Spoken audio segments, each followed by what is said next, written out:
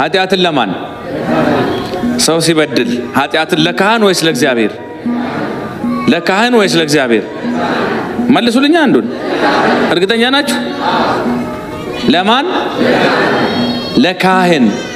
ለካህን ማለት በካህኑ በኩል ለማን?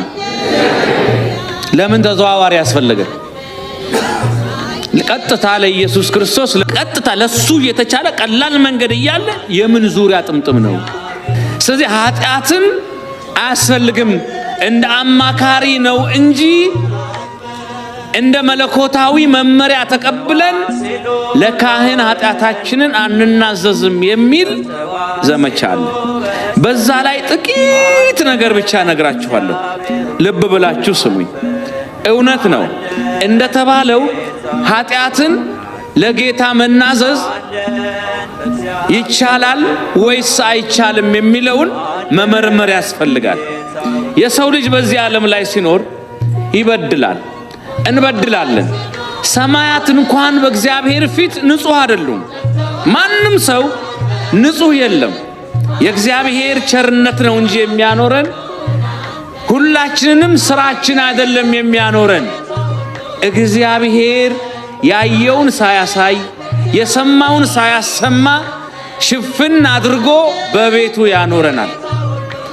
ስለዚህ ይህ እግዚአብሔር ይህ አምላክ ሰዎች በሚበድሉበት ሰዓት ለምንድነው ቀጥታ ወደሱ እንድናዘዙ ያልፈለገው? ሰው መጀመሪያ ኃጢአት ሲሰራ ሰውን ነው እግዚአብሔር ነው የፈራው? እግዚአብሔር ይስጣችሁ። ማን ነው የፈራው?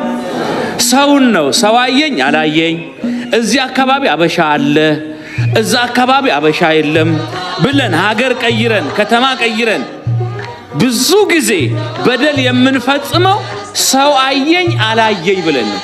ሰው ሰውን ስለፈራ እግዚአብሔር ምን አለ? ሰውን አይደል የፈራችሁት?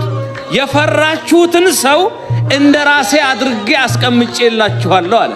ሰውየው ወደ ሰው አዝመራ ገባና ወደ ጎን ወደ ግራ ወደ ፊት ሲያይ ማንም የለም።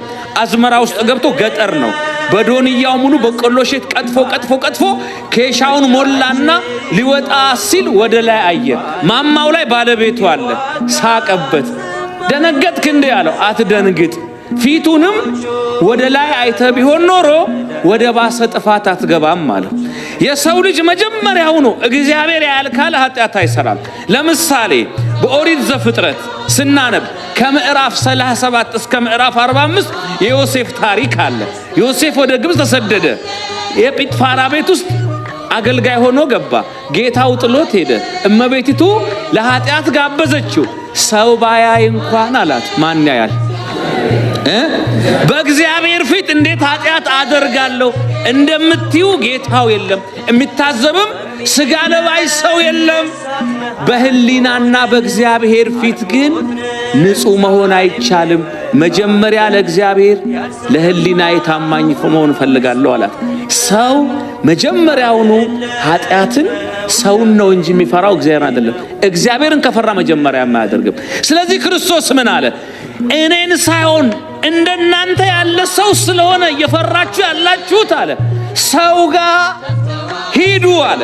ለዚህ ነው በመጽሐፈ ኢያሱ ምዕራፍ 7 ልጄ ሆይ አለ ኃጢአትህን ተናዘዝ፣ ለእግዚአብሔር ተናገር፣ ለኔም አትሸሽገኝ አለ።